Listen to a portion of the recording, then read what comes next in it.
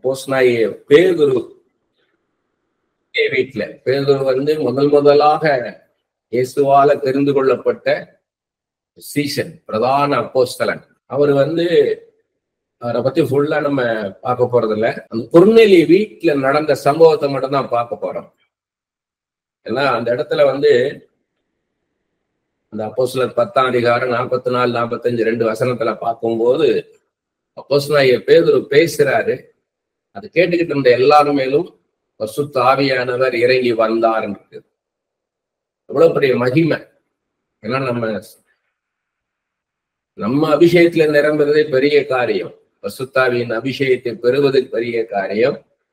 அதோடைய நிறைவை பெறுவது அதோட பெரிய காரியம். ஏன்னா அபிஷேகத்துல நிரம்பி வழியும்படியான பாத்திரம், நிரம்பி வழியும்படியான அப்படிப்பட்ட ஒரு ஆவிக்குரிய முதிர்ச்சி பெரிய காரியம்.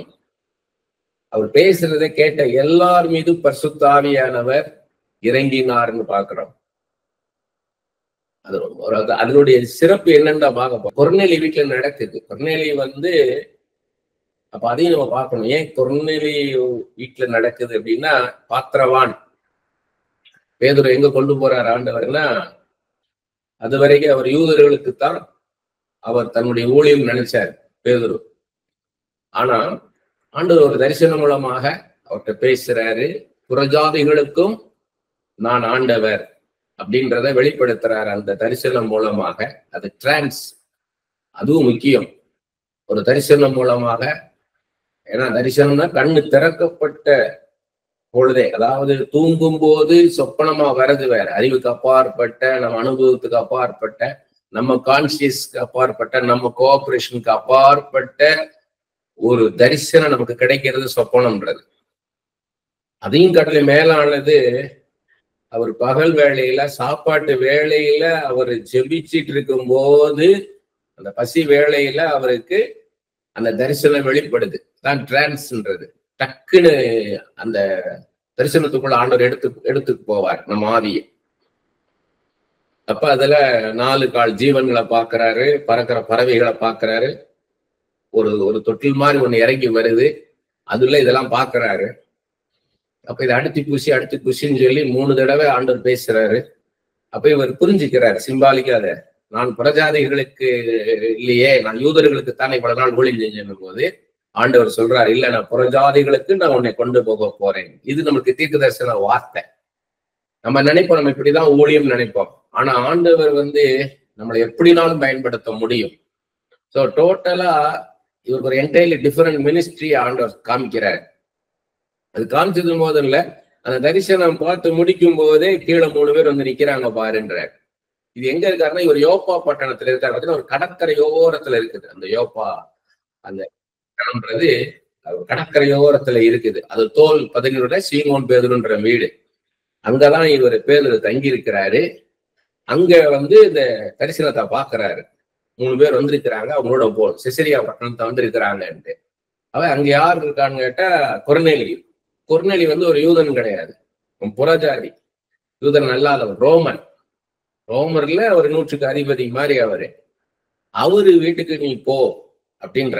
நீ அவங்கள நான் தான் கொண்டாந்துருக்கிறேன், நீ சந்தேகப்படாத, இது என்னுடைய அழைப்பு இல்லை, என் காலிங் இல்லைன்னு நினைக்காத, அதுக்கான இல்லைன்னு நினைக்காத, அதுக்கான கிருபை இல்லைன்னு நினைக்காத, அவங்களோட நீ இறங்கி போன்றார். அப்ப இவர் ஒரு 6 பேரோட போறாரு. அவங்க தங்க வச்சு போறாரு. அது ஒரு 6 பேர் அவரோட அக்கம்பெனி பண்றாங்க. அவங்களோட அங்க போகும்போது அங்கதான் அது நடக்குது. இவரு போய் பேசிட்டு இருக்கும் போதே இயேசு கிறிஸ்துவ பத்தி சொல்றார். அதுலயும் நம்மளுக்கு ஒரு தீர்க்க தரிசன வார்த்தை இருக்குது. ஏன்னா இந்த கொர்நேலியும் மத்தியானம் 3 மணிக்கு ஜபிக்கிறவனா இருக்கிறார். அவரு பாருங்க, ஒரு பக்தி உள்ளவனா இருக்கிறார். அவரு யூதன் அல்லாதவர்கள், இப்ப நமக்கு இது கிறிஸ்தவர்கள் அல்லாத, கிறிஸ்துவ அறியாதவர்களும் கூட பக்தியா இருப்பாங்க. பக்தியா இருக்கிறாரு. அவருடைய ஜபங்களும் தான தர்மங்களும் கர்த்தரை வந்து எட்டினதுன்னு இருக்குது. அப்படின்னா நம்ம பண்ற ஜபம் மாத்திரம் இல்ல, நம்ம பண்ற தான தர்மங்களும் ஆண்டவரை போய் எட்டும். அதான் ஆண்டவர் சொல்றதுங்க. அப்ப அங்க ஒரு தேவ தூதனை கொண்டு வருது. அவர் பண்ண அந்த தான தர்மமும் ஜபமும் எந்த அளவுக்கு அவர் சின்சியரா பண்ணினாருன்னா, அந்த சின்சியாரிட்டிய ஆண்டவர் கனப்படுத்துறார்.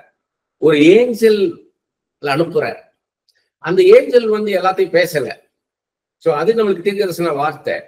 அந்த ஏஞ்சல் வந்து நீ யோப்பா அனுப்பு. யோப்பா பட்டணத்துல கடற்கரையோரத்துல சீமோன் பேதுருன்னு தோல் பதுங்கிறவனோட வீடு இருக்குது. அங்க அப்போஸ்தலனாகிய பேதுரு தங்கி இருக்கிறாரு.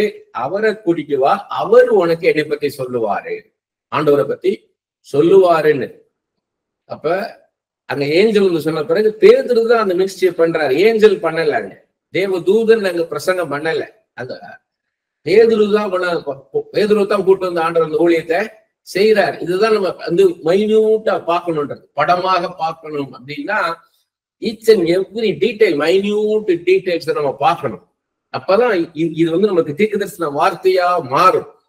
ஏன்னா 1 யோவான் 1:1 பார்க்கிறோம். அப்போஸ்தலனாகிய யோவான் சொல்றாரு, நாங்கள் கேட்டதும் நாங்கள் கண்டதும் பார்த்ததும் நாங்கள் தொட்டும் பார்த்ததுமாகிய ஜீவ வார்த்தை குறித்து பேசுகிறோம்.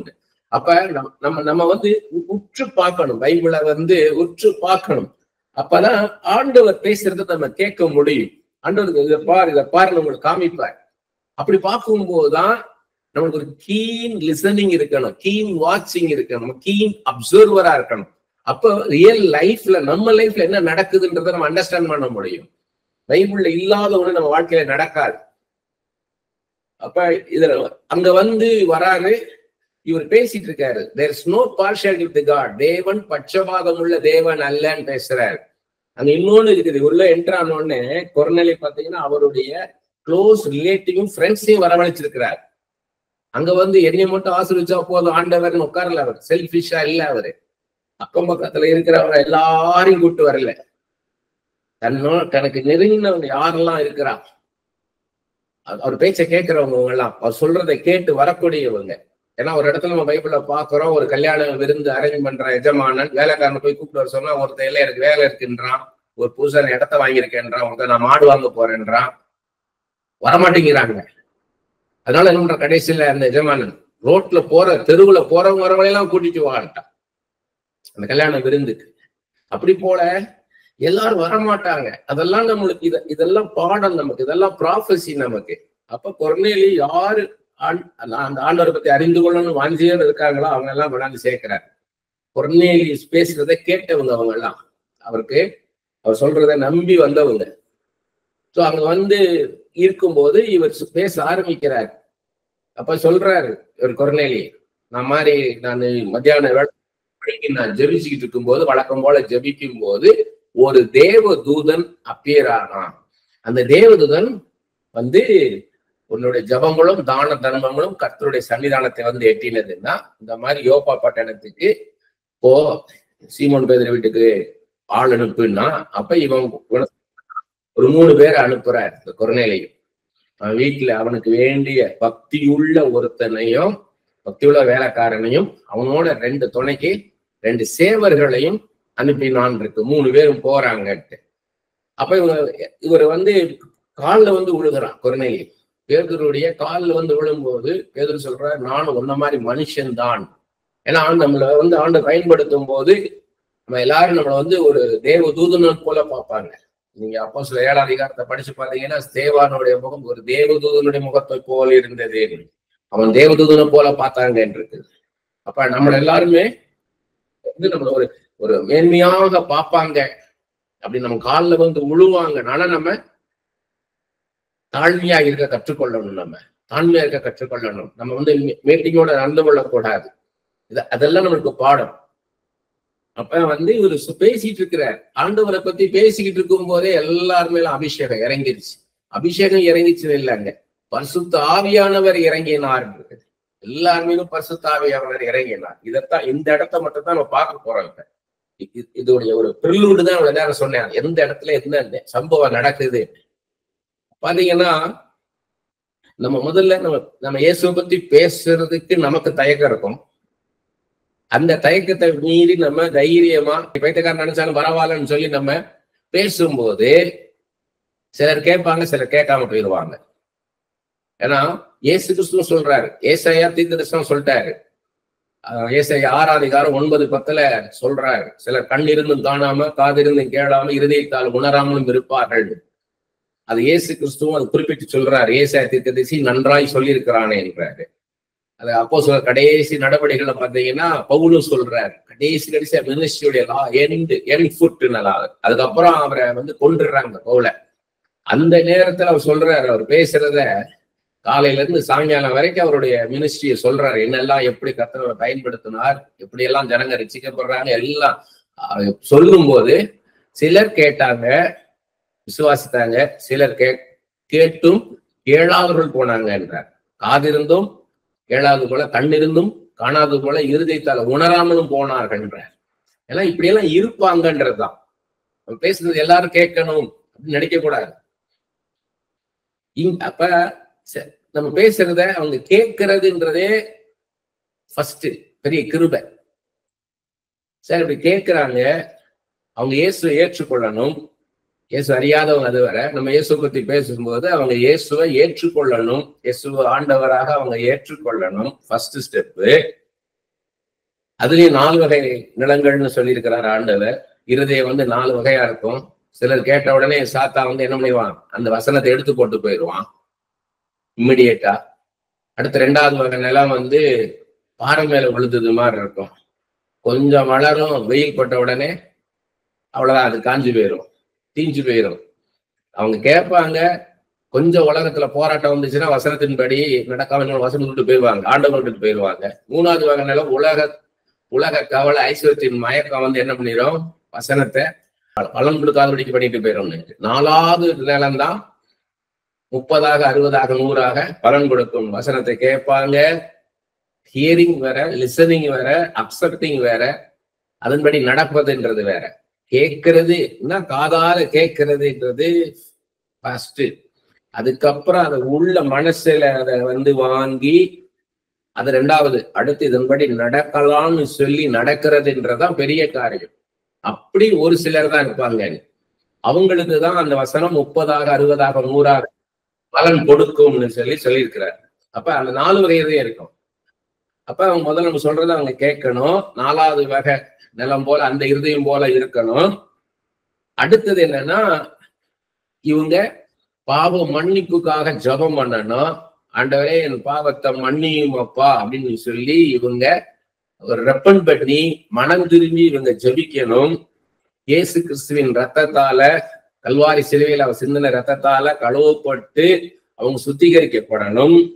அதன் பிறகு அவங்க பரிசுத்தாவியின் அபிஷேகத்துக்காக அவங்க ஜெபிக்கணும். கேளுங்கள் கொடுக்கப்படும்ன்றது, பரிசுத்தாவியை கேட்டு பெற்றுக்கொள்ளுங்கள் இருக்காரு. இவங்க பரிசுத்தாவின் அபிஷேகத்துக்காக இவங்க ஜெபிக்கணும். அதன் பிறகு அவங்க பரிசுத்தாவின் அபிஷேகத்தை பெறுவாங்க. அப்ப அந்த ரட்சிப்புக்கு அடுத்து இவங்க ஞானஸ்நானம் எடுக்கணும். தண்ணீர்ல மூழ்கி ஞானஸ்நானம் எடுக்கணும். இயேசுதான் முன்மாதிரி. இயேசுவே தண்ணீர்ல மூழ்கி ஞானஸ்நானம் எடுத்தார், மற்றவர்களுக்கு முன்மாதிரியா இருந்து காமிச்சார். அதன் பிறகுதான் பரிசுத்தாபிஷேகம், பரிசுத்தாவின் அபிஷேகம் அதுக்கு அப்புறம் தான். சோ முதல்ல வந்து இயேசுவின் ரத்தம், அடுத்து தண்ணீரில ஞானஸ்தானம், அடுத்து பரிசுத்தாவியினாலே ஞானஸ்தானம். இதுதான் இப்படிதான் நடக்கும். இப்படிதான் நடந்துகிட்டு இருந்துச்சு. ஃபர்ஸ்ட் டைம் வந்து பேதர் பாக்குறாரு, எல்லாரும் பரிசுத்தாவியின் அபிஷேகத்தை நிரம்பிட்டாங்க. எப்படி இருக்கு யோசித்து பாருங்க.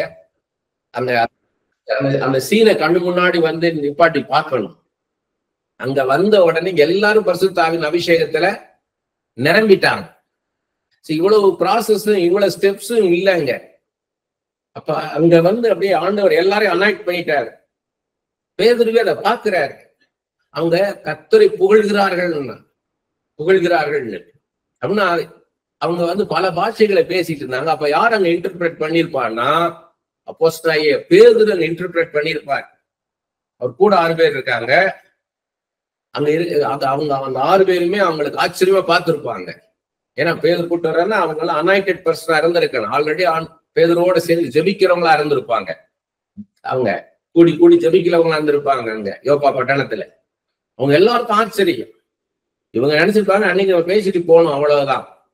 அதுக்கப்புறம் அவங்க ஏத்துக்கிட்டு இவங்க வந்து மனதிற்கான ஜெபத்தை பண்ணி கழுவப்படணும், சுத்திகரிக்கப்படணும். அதுக்கப்புறம் தான் இவங்க மூழ்கி ஞானஸ்நானம் எடுக்கணும். அதன் பிறகுதான் பரிசுத்தாவின் அபிஷேகம் நினைச்சிட்டு இவங்க வந்திருக்கிறாங்க. ஆனா கடைசியா நடக்க வேண்டியது முதல்ல நடக்குது. இது பேதுரு எதிர்பாராதது. இது நமக்கு தீர்க்கதரிசன வார்த்தை. நம்ம நினைப்பது கடினம். இவங்கள்ட்ட எல்லாம் போய் நம்ம இயேசு பத்தி சொல்லி இவங்கெல்லாம் ஏற்றுக்கொள்வார்களா, இவங்கெல்லாம் ஏத்துக்கிட்டு நம்ம வந்து எப்ப ஞானஸ்நானம் கொடுக்கறது, எப்ப இவன் பசுதான அபிஷேகத்தை பெறதுன்னு நினைப்போம். நம்ம கூட இருக்கிறவங்க, குடும்பத்துல நம்ம கூட இருக்கிறவங்க நினைப்போம், இவங்கள கடின இருதயம் உள்ளவங்க, வணங்கா கழுத்து உள்ளவங்க, இவங்க எப்ப இயேசு ஏற்றுக்கொள்ள போறாங்க அப்படின்னு நினைப்போம். நான் ஆண்டவர் சொல்றாரு அது என் கையில இருக்குன்றது. இப்படித்தான் ரட்சிக்கப்படுவாங்க, இப்படித்தான் அபிஷேகம் நடக்கும்னு நினைக்காத. கர்த்தர் நான் வந்து என்ன நினைக்கிறோனோ அதான் நடக்கும்னு சொல்லி நமக்கு தீர்க்கதரிசனமாக சொல்றார். ரட்சிப்பு கர்த்தருடையது. நம்ம யாரையும் ரட்சிப்பு நடத்த முடியாது. நம்ம ரட்சகர் கிடையாது. நம்ம எவ்வளவோ பிரசங்கம் பண்ணலாம், எவ்வளவோ சத்தியத்தை எடுத்து சொல்லலாம், எவ்வளவு நம்ம வாழ்க்கையில நடந்த எவ்வளவோ காரியங்கள் எடுத்து சொல்லலாம், ஆண்டவர் எப்படி எல்லாம் நமக்கு செஞ்சாருன்றத சொல்லலாம். ஆனால் அவங்க ரட்சிக்கப்படுறது கர்த்தருடைய கரத்துலதான் இருக்கு. ஏன்னா ரட்சிப்பு கர்த்தருடையது, ரட்சகர் கர்த்தர், நம்ம கிடையாது. ஊழியம் கர்த்தருடையது. அவர் தான் அவங்கள்ட்ட என்ன பேசணும், அந்த இருதயத்துக்கு ஏற்ற வார்த்தைய சொல்லக்கூடிய ஞானம் கர்த்தர் தான் இருக்குது. ஆத்துமாக்கள் கர்த்தருடையவங்க. நம்ம யார்கிட்ட போய் பேசணுமோ அவங்க கர்த்தருக்கு சொந்தமானவர்கள். அது அவங்களுக்கு தெரியாம இருக்கலாம். இன்னைக்கு ஒரு பிரபலமான ஒருத்தராக இருக்கலாம், ஏதோ ஒரு துறையில பிரபலமானவங்களா இருக்கலாம். நம்ம நினைக்கலாம் இவங்களெல்லாம் எப்படி நம்ம போய் ரீச் பண்ண போறோம்னு. ஆனா ஆண்டவர் நினைச்சாருன்னா ஒரு ஏஞ்சல் அவங்கள்ட்ட அனுப்புவார். ஒரு சொப்பனத்தின் மூலமாக பேச முடியும். அதுதான் சொல்றாரு, an angel அப்படின்னு என்ன அர்த்தம்னா God can use anybody. அதான் பிரிலூட். பேதுருவுடைய பிரிலூட் யாருன்னா ஒரு ஏஞ்சல். பேதுரு போறதுக்கு முன்னாடி ஒரு ஏஞ்சல் அங்க போய் ரீச் ஆகிறார். God is doing ministry. First வந்து ஏஞ்சலுக்கு ஒரு பாட்டு கொடுக்குறாரு. ஏஞ்சல் வந்து அவர் போய் பேதுரு அறிமுகப்படுத்துறார். அப்படி போல உங்களை அறிமுகப்படுத்துவார். நீங்க அதுக்காக சின்சியரா ஜெபிக்கணும். இங்க வந்து கொர்நேலியருக்கு பாத்திரவானா இருக்கிறார். அவர் தினமும் ஜெபிக்கிறவரா இருந்திருக்கிறார். பக்தி உள்ளவனை கர்த்தர் தமக்கென தெரிந்து கொள்கிறார்ன்றது வசனம். பக்தியா இருப்பாங்க. அந்த பக்திய ஆண்டவர் கனப்படுத்துவார். எனக்கு கர்த்தருடைய நாம மைமுடியா சொல்றேன். அப்படி அநேகர் பார்க்கிறேன் நான். அவங்க வீட்டுல யாரும் ரட்சிக்கப்படல, அவங்க ரட்சிக்கப்பட்டிருக்காங்க. ஆண்டவர் அறிவிக்கிறாங்க, ஆண்டவருடைய ஊழியத்தை தாங்குறாங்க, அதிகமாக ஜெபிக்கிறாங்க. இப்படி இருக்கிறாங்க. அவங்களை சுற்றி வர அவங்களுக்கு ஃபேவரா யாரும் கிடையாது. அவங்க சுற்றி வர ஃபேவரபிள் கண்டிஷன் கிடையாது.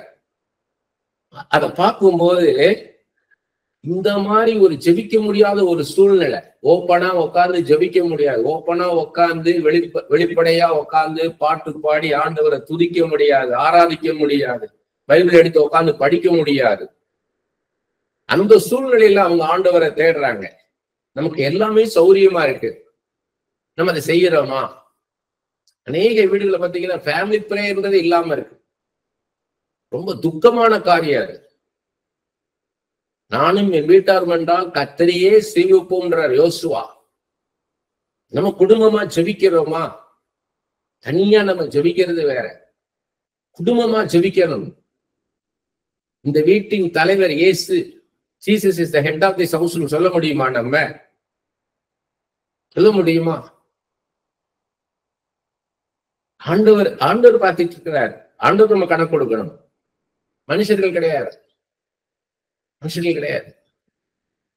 அநேகருக்காக நான் ஜெபிக்கும் போது, நேர்லயும் சரி, என் தனி அறையில நான் ஜெபிக்கும் போதும், நேர்ல என்கிட்ட வந்து ஜெபிச்சாலும் சரி, போன்ல நான் ஜெபிக்கும் போதும், அவங்களுடைய பிரேயர் லைஃப் எப்படின்னு காமிப்பாரு எனக்கு. How much they search for the things of God. எந்த அளவுக்கு அவங்க ஆண்டவரை தேடுறாங்க, ஆண்டவருடைய காரியங்களை எந்த அளவுக்கு அவங்க தேடுறாங்க. ஏன்னா அப்பதான் அதுக்கேற்ற விதத்துல நம்மளால ப்ராஃபஸி சொல்ல முடியும். ஆண்டவர் சொல்றாருன்னு, மானானது நீரோடைகளை வாஞ்சித்து கதறுது போல இந்த ஆத்துமா என்ன நோக்கி வாஞ்சித்து கதறுதுன்னு வர ஆண்டவர். கொர்நேலியுடைய சின்சியாரிட்டி ஆண்டவர் பார்த்தார். சின்சியரா தேடுறார் ஆண்டவர். ஆண்டவரை நேசிக்கிறார். ஆண்டவர் நேசிக்கிறாரு. குடும்பத்தை பார்த்தீங்கன்னா கர்த்தருக்கு பயப்படுற பயத்துல வச்சிருக்கிறார். யோபு போல. இதெல்லாம் நமக்கு பாடம். நமக்கு அவங்க ஒருத்தியா இருக்கணும். நம்ம போய் டக்குன்னு எல்லா இடத்துலயும் மினிஸ்ட்ரி பண்ணலாம். நான் அவங்கள்ட்ட போய் மினிஸ்ட்ரி பண்றேன், இவங்களுக்கு போய் மினிஸ்ட்ரி பண்றேன் எல்லாம் பண்ண முடியாது. அவங்க பாத்திரவானா இருக்கணும். இங்க கொர்நேலி பாத்திரவானா இருக்கிறார். அதனாலதான் பேதுரு அவங்க அனுப்புறாரு. அப்ப பேதுரு பாத்தீங்கன்னா அப்போஸ்தலர் 2ஆம் அதிகாரம் 41வது வசனத்துல பாத்தீங்கன்னா இவரு அப்போஸ்தலர் 2:41 பாக்குறோம். பேதுருடைய பிரசங்கத்தை கேட்டு 3000 பேர் ரட்சிக்கப்படுறாங்க. அப்போஸ்தலர் 4ஆம் அதிகாரம் 4வது வசனத்துல பாக்குறோம். பேதுருடைய பிரசங்கத்தை கேட்டு 5000 பேர் ரட்சிக்கப்படுறாங்கன்னு பாக்குறோம். இதுதான் கீ. ஏன்னா பேதுரு பேசும்போது எல்லார் மீதும் அபிஷேகம் இறங்கி வந்தது. அதான் கீ. அதான் நம்ம போக்கஸ் பண்றோம். நம்ம ஏற்றுக்கொள்றதே, நம்ம அபிஷேகம் பெறதே பெரிய கஷ்டம்.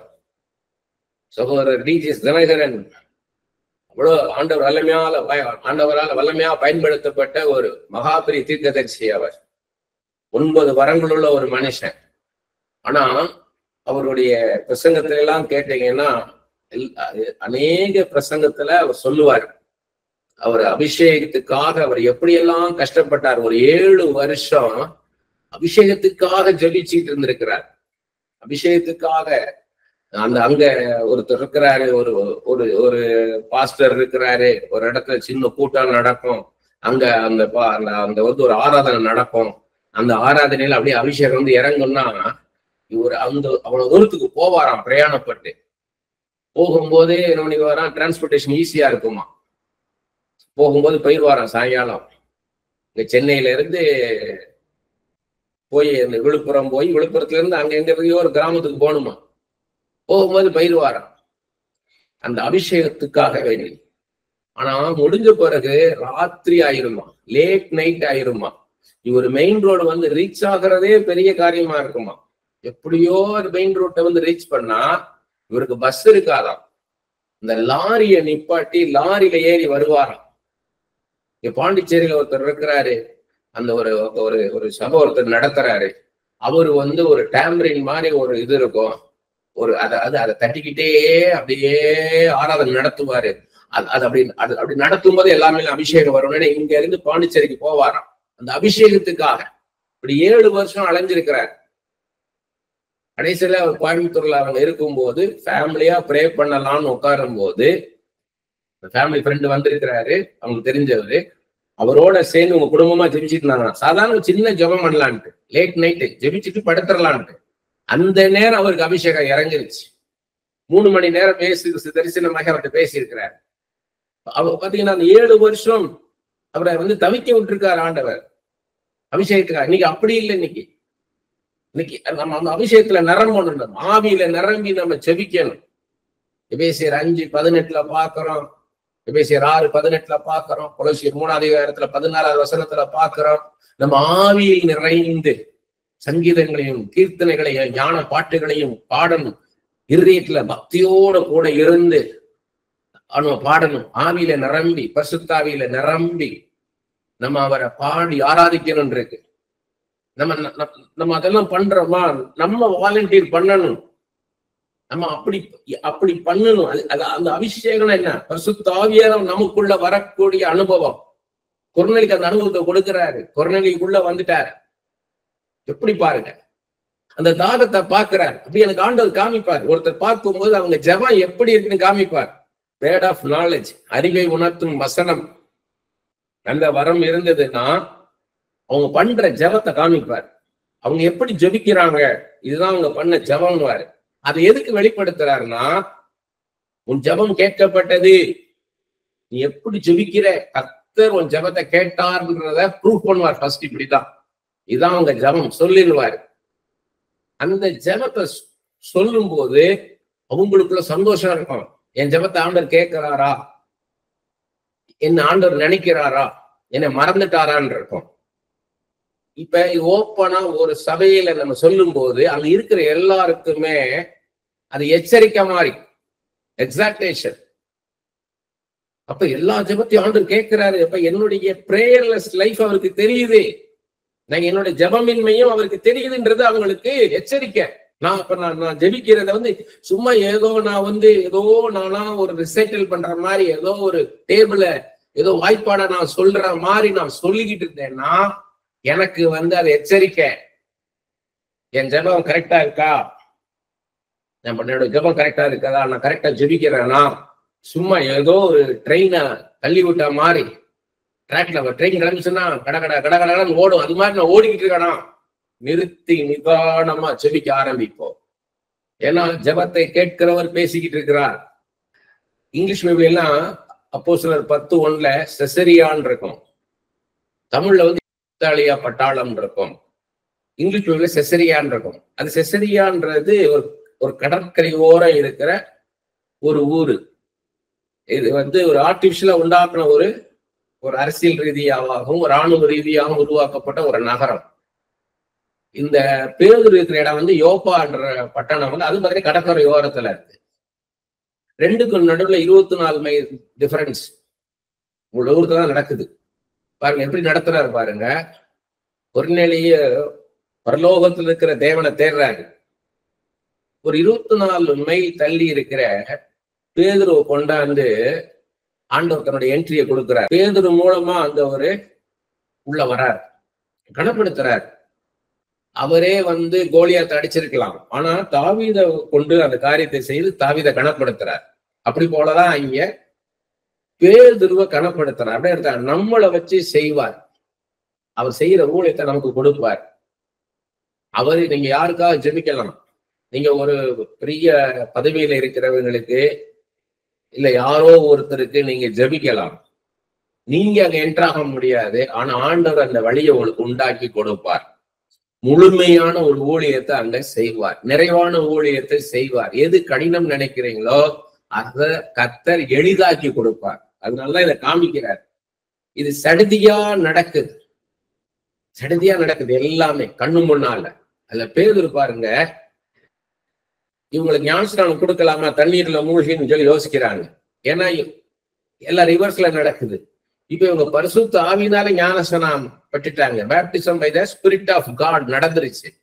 அப்ப ஆண்டவர் இறங்கி வந்துட்டார். இனி என்ன நம்ம யார் தடை பண்றதுக்குன்னு அவங்க எல்லாருக்கும் ஞானஸ்நானம் கொடுக்கிறார். பேதுருக்கு முன்னாலே கர்த்தர் ஊழியம் செய்கிறார். பேதுருவின் கண்ணுக்கு முன்னால on behalf of Peter, Jesus is doing the ministry. Jesus ministry பண்றாரு பேதுருவுக்காக. அப்படி போல நம்ம போய் நின்னா போதும். எனக்கு அந்த தகுதி இருக்கா அப்படிலாம் இல்லை. நீ பைபிள் அதிகமா படிக்கணும், யாரையும் எடுத்து கர்த்தரால பயன்படுத்த முடியும். ஆனா ஜனங்கள் கர்த்தருடைய வார்த்தையை நம்மகிட்ட எதிர்பார்ப்பாங்க. இப்ப கொர்நேலி வீட்டுல அதுதான், இதுக்கு அப்புறமா அதான் நடந்திருக்கும். இவங்க எல்லாம் அனாயிட் ஆயிட்டாங்க. அனாயிட் ஆன அப்புறம் என்ன நடந்திருக்கும், பேதுரு உட்கார வச்சு எல்லாரும் வாஞ்சியாக கேட்டிருப்பாங்க. பேதுரு ஆண்டவர் பத்தி எல்லா காரியத்தையும் சொல்லியிருப்பார், ஆவிக்குரிய காரியங்கள் எல்லாம் சொல்லியிருப்பாரு, தன்னுடைய சாட்சியை சொல்லியிருப்பாரு, தான் எப்படி ரட்சிக்கப்பட்டார், எப்படி இயேசு தன்னை தெரிந்து கொண்டார், முதலாம் அப்போஸ்தலனாக இயேசுட்டு இவர் கண்ட காரியங்கள் எல்லாத்தையும் சொல்லியிருப்பார், எல்லாத்தையும் சொல்லியிருப்பாரு. ஆனா எல்லாத்துக்கும் மேல என்ன சொல்லியிருப்பாருன்னா, வசனத்தை படிங்க, வேதாகமத்தை படிங்கன்னு சொல்லியிருப்பாரு. ஏன்னா அது 2 பேதுரு 1:16-21 வசனங்கள்ல பேதுரு சொல்றாரு, 3 காரியத்தை சொல்றாரு. 1, பிதாவின் சத்தத்தை நாங்க கேட்டோம்ன்றாரு. இன்னொன்னு, இயேசு செய்த அற்புதத்தெல்லாம் நான் கண்ணால பார்த்தேன்றாரு. ஆனா 3வது காரியம், இதற்கெல்லாம் மேலானது வேதத்தின் வார்த்தைகள், வேதத்தின் வார்த்தை அதான் முக்கியம்ன்றார். ஏன்னா இயேசு கிறிஸ்துவ மாம்சத்துல இருந்த காலம் முடிஞ்சிச்சு, இப்ப பரிசுத்த ஆவியானவராக இருக்கிறார். இதுக்கு முக்கியத்துவம் கொடுங்க. வேதம் தான் இனிமே அவருடைய 2ஆம் வருகை வரைக்கும் வேதம் தான். வேதத்தை படிங்க, நமக்கு அதுதான் வார்த்தை. நீங்க முதல்ல வேதத்தை நல்லா படிச்சீங்கனாலே கர்த்தருடைய சித்தம் என்ன, கர்த்தருடைய சிந்தை என்ன, கர்த்தர் எதை பிரதானமாக நம்மகிட்ட எதிர்பார்க்கிறார், இயேசு உங்கள்கிட்ட பேசுவார். இன்னைக்கு இயேசு கிறிஸ்து உங்க வீட்டுக்கு வந்தாலும் வேதத்துக்கு அப்பாற்பட்ட காரியம் எதுவுமே பேச மாட்டார். வேதத்தில் இருந்துதான் பேசுவார். உங்களை குறிச்சு பேசுவார், உங்க பிள்ளைகளை குறித்து பேசுவார், உங்கள் எதிர்காலத்தை குறித்து பேசுவார். உங்க ஏன் கஷ்டப்படுறீங்க, ஏன் இந்த நெருக்கத்துக்கு மத்தியில போறீங்க, ஏன் இந்த வியாதி, ஏன் இந்த நெருக்கம், ஏன் இந்த காரியம் நடக்கல, ஒரு குறிப்பிட்ட காரியம் ஏன் நடக்கல, எல்லாத்தையும் பேசுவார். ஆனா எதுல இருந்து பேசுவார்னா வேதத்துல இருந்தான் பேசுவார். வேதத்துக்கு அப்பாற்பட்ட ஒரு காரியம் கிடையாது. இதுல இருந்துதான் பேசுவார். இதுல இருந்தான் பேசுவார், வேதத்துல இருந்தான் பேசுவார். அதனால வேதத்தை அதிகமாக படிங்க.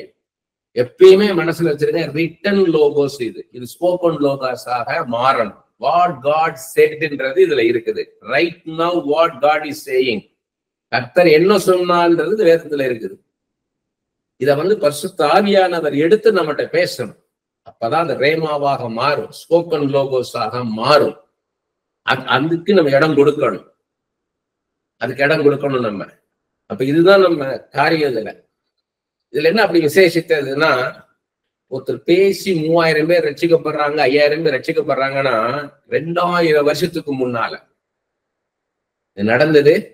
2000 வருஷத்துக்கு முன்னால பாப்புலேஷன் எவ்வளவு இருந்திருக்கும்? இன்னைக்கு 3000 5000ன்றதே பெரிய காரியமா இருக்கு. ஒரு சபையில 3000 விசுவாசிகள் இருக்காங்க, ஒரு சபையில 5000 விசுவாசிகள் இருக்கிறாங்க அப்படின்னாலே நம்மளுக்கு எவ்வளவு ஆச்சரியமா இருக்கு.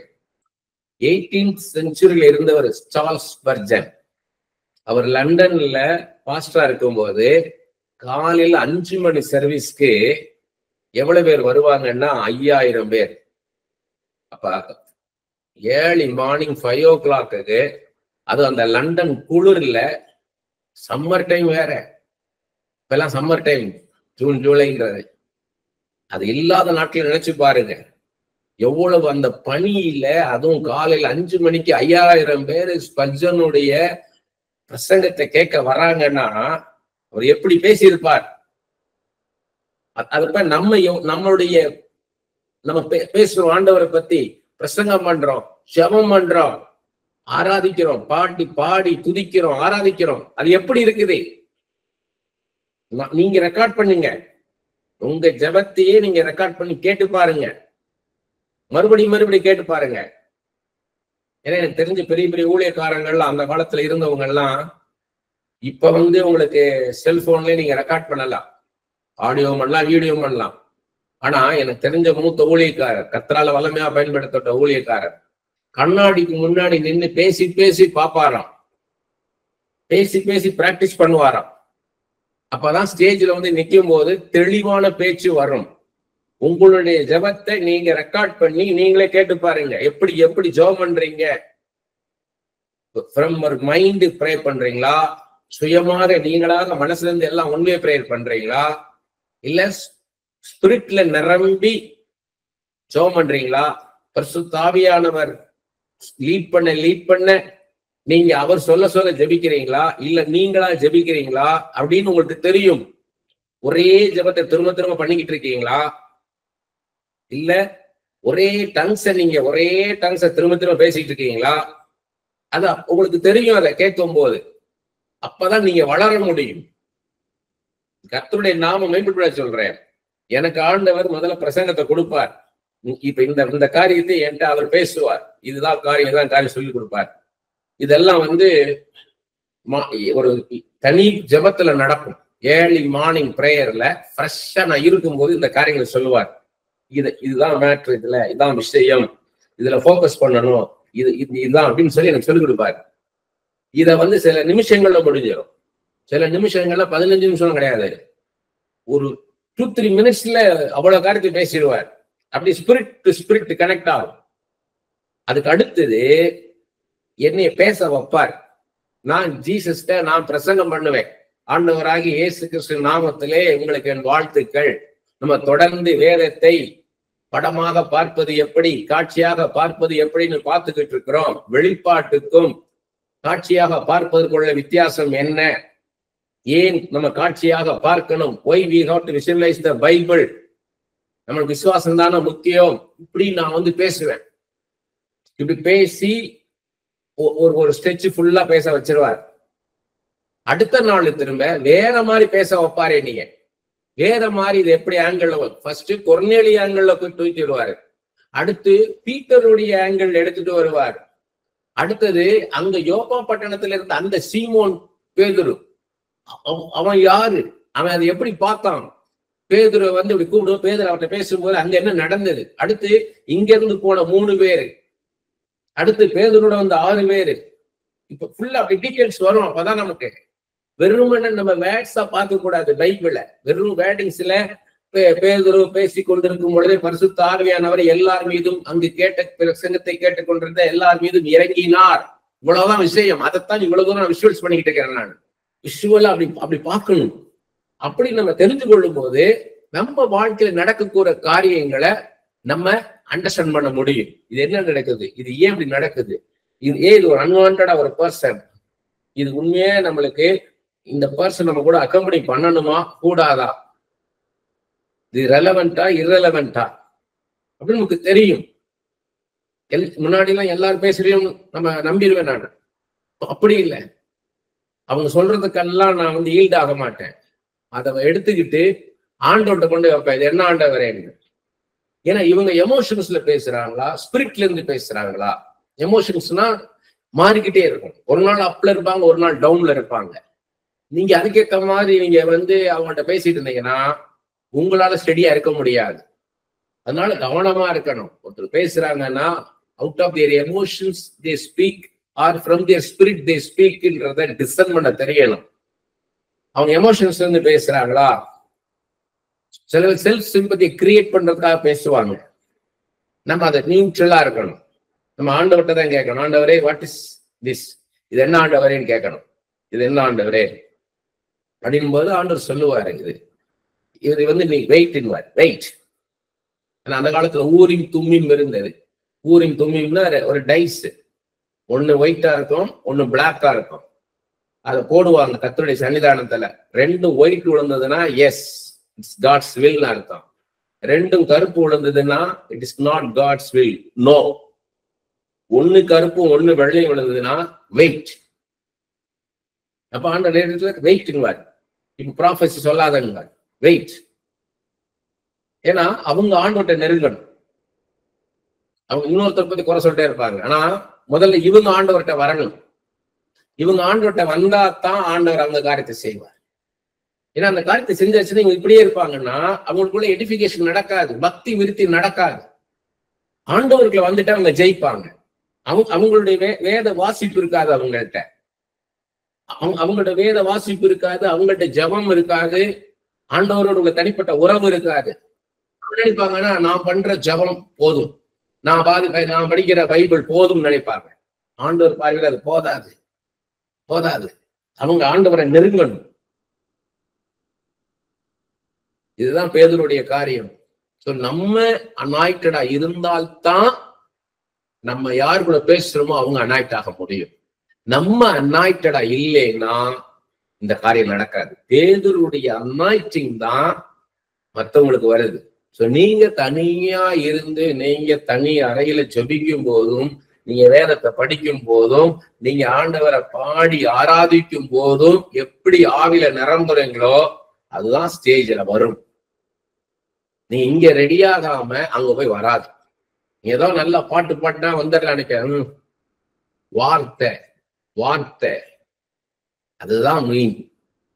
நீங்க துதிக்கிறீங்க, நல்லா பிரைஸ் பண்றீங்க, பாடி நல்லா பிரைஸ் பண்றீங்க, நல்லா ஒரு பிரசன்ஸ் ஆஃப் காட் வந்துருச்சு. அடுத்து என்ன மெயின் பார்ட்? அவர் பேசணும். அவர் பேசணும். உங்கள்கிட்ட ஆண்டவருடைய வார்த்தை எதிர்ப்பாங்க. பேதுருட்ட என்ன எதிர்பார்த்தார் கொர்நேலியு? ஆண்டவர் என்ன சொல்றார், ஆண்டவர் என்ன சொல்றார் அதை சொல்லணும். நீங்க thus saith the Lord சொல்ல தெரியணும் உங்களுக்கு. கர்த்தர் சொல்லுகிறார், இயேசு சொல்லுகிறார், இயேசு எனக்கு இப்படி காமிக்கிறார்னு சொல்ல தெரியணும் உங்களுக்கு. நீங்க வந்து சும்மா ஏதோ I to preach, I to lead the worship, I to pray, நானும் ஜெபம் பண்ணுவேன், நானும் பிரசங்கம் பண்ணுவேன், நானும் ஆராதனை நடத்துவேன், அதுக்கு அப்படி இருந்தீங்கன்னா இந்த கிருபை கிடைக்காது. பேதுருக்குள்ள கிடையாது. வருக அப்போஸ்தலர் 3 அதிகாரத்துல அதை பிறவிச்ச அப்பானிய எழுந்து நடக்க வச்சிட்டார். பேதுருட்ட இருந்த வல்லமை பாருங்க. பேதுருட்ட இருந்த அந்த வல்லமை கிருபை, பேதுரு இருந்த கிருபை பிறவிச்ச அப்பானி. அவன் 40 வயசுக்கு மேலன்றது அடுத்த அதிகாரத்துல இருக்கு, 4ஆம் அதிகாரத்துல. அவன் பிறவிச்ச அப்பானி. எப்பயுமே அங்கதான் இருந்திருக்கிறான். இயேசு கிறிஸ்து போகும்போதும், தேவாலயத்துக்கு போகும்போது, சீஷர்கள் போகும்போது அங்கதான் இருந்திருக்கிறான். அப்ப எல்லாம் இயேசு கிறிஸ்து எழுப்பல. அது யாருக்கு அந்த கிருபையை கொடுத்தாருன்னா பேதுருக்கு. பேதுரு போய் அவனை இயேசுவின் நாமத்துல எழுந்து நடந்த. வெள்ளியும் பொண்ணு என்னிடத்துல இல்ல, அதை காட்டிலும் மேலானது. உனக்கு என்ன தேவை? வெள்ளியை கொடுத்தாலும் பொண்ணை கொடுத்தாலும் கிடைக்காத கால்கள், கர்த்தர் மாத்திரமே கொடுக்கக்கூடிய கால்களை இதோ இயேசுவின் நாமத்துல உனக்கு உண்டாகட்டும். நீ எழுந்து நடனா அந்த இடத்துல எப்படி நடந்திருக்கும் விஷுவலா பார்க்கணும். பிறவி சப்பானின்னு எப்படி இருக்கும்? 2 கத்திரிக்காய் மாதிரி 2 தொங்கி இருக்கும் அவன் காலுன்ட்டு. அவனை ஒரு 2 பேர் தூக்கி கொண்டாந்து உட்கார சொல்லியிருப்பாங்க டெய்லி காலையில. திரும்பி சாயங்காலம் அவங்க எப்போ வராங்களோ, ராத்திரி வராங்களோ அவனை தூக்கிட்டு போகணும். அப்படி இருந்தவன் கால் முளைக்குது.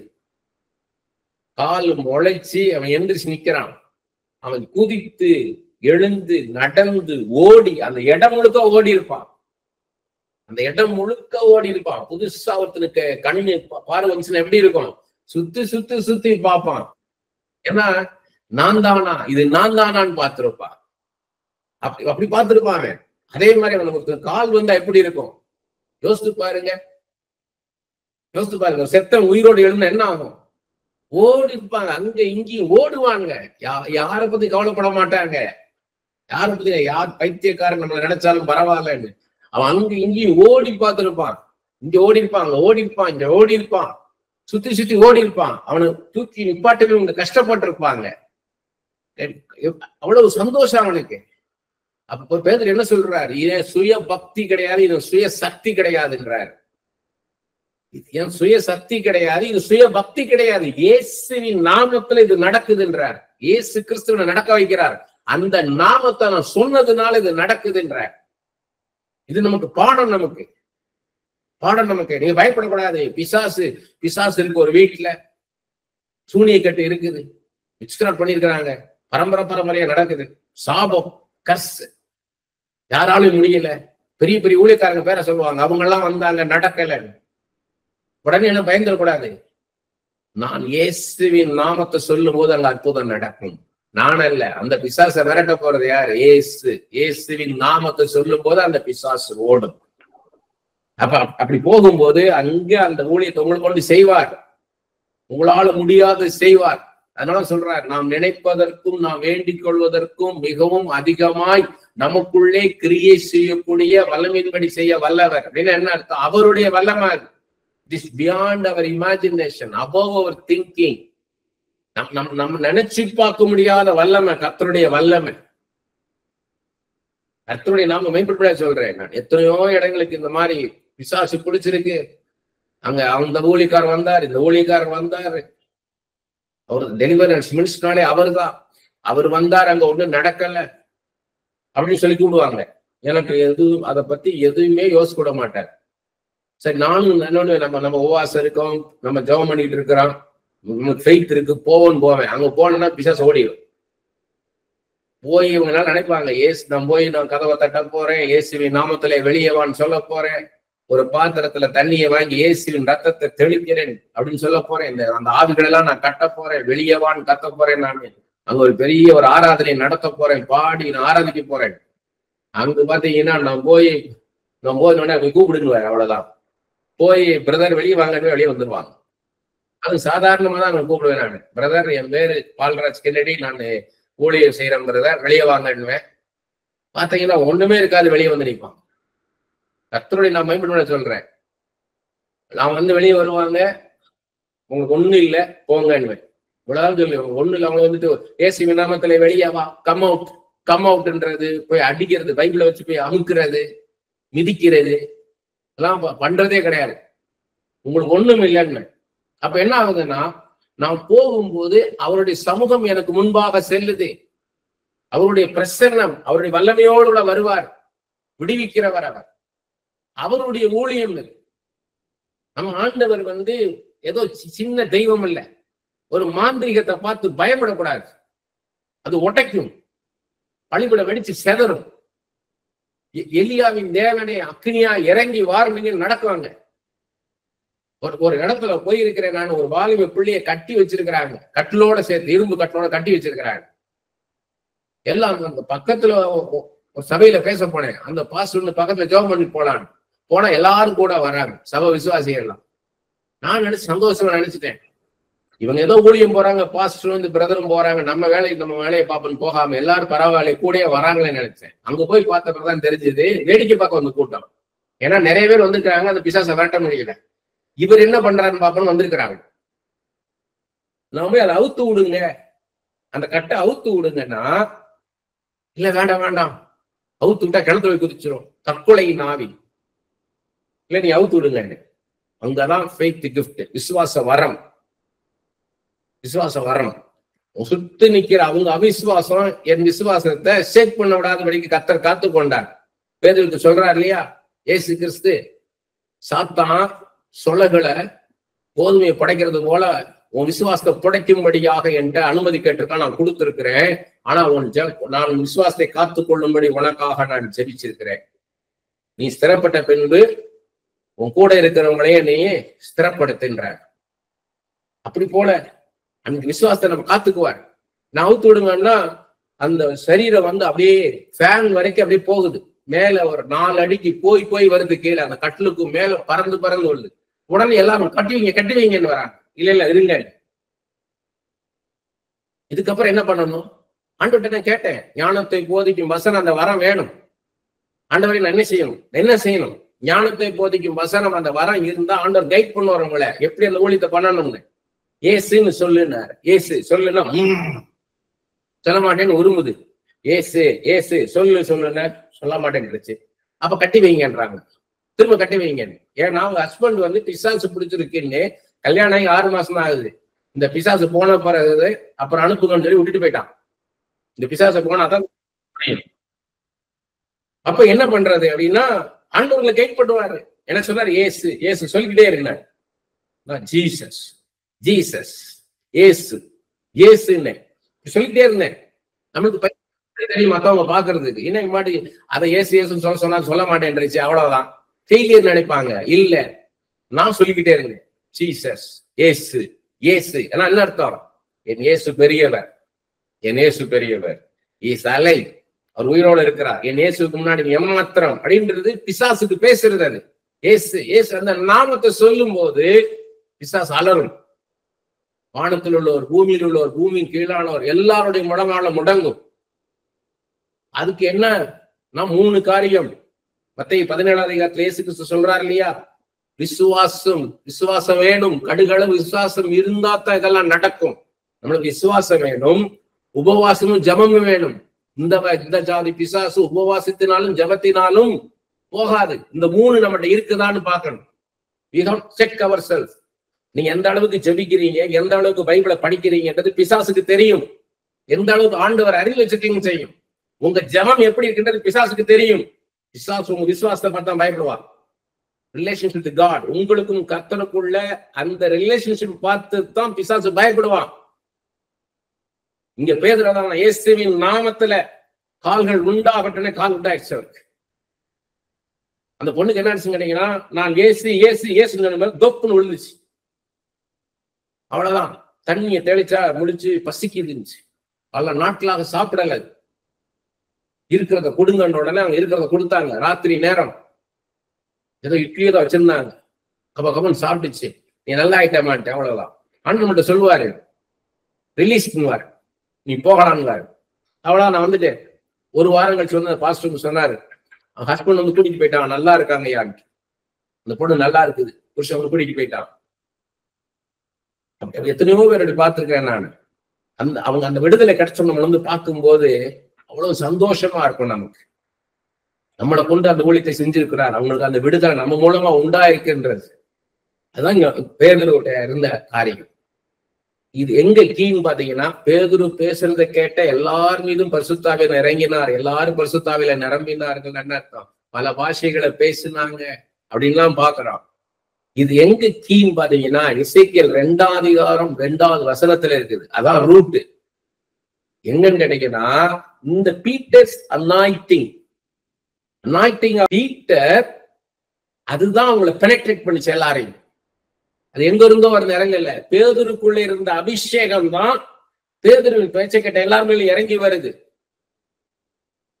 அப்ப நமக்குள்ள இருக்கிற நம்ம அபிஷேகத்துல நிரம்பி இருந்தாதான் எல்லாருமே அபிஷேகம் வரும். You are speaking about your faith. From your faith you are speaking. So how much faith you have, that will affect their faith.